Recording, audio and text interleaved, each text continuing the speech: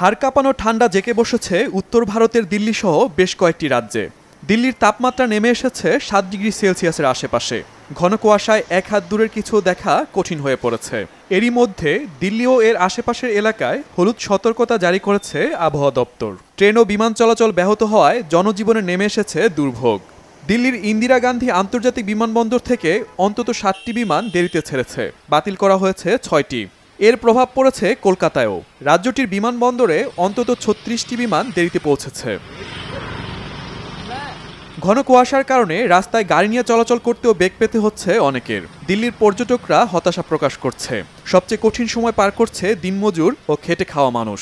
কাজের সুযোগ কমে আসায় প্রতিদিনের মজুরি আয়ে হিমশিম খেতে হচ্ছে তাদের।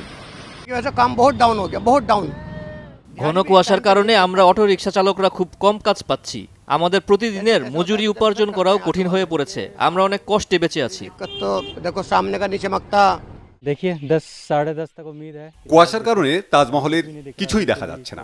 আশা করি দিন গড়ানোর সাথে সাথে সবকিছু দৃশ্যমান হবে। এর আগেও আমি দিল্লিতে এমন ঘন কুয়াশার সম্মুখীন হয়েছিলাম।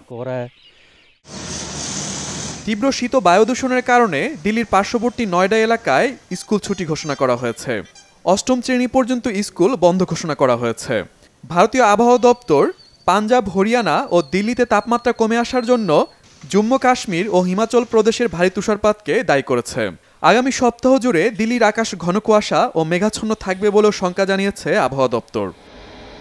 শহীদ Arafat, Bangla vision news desk.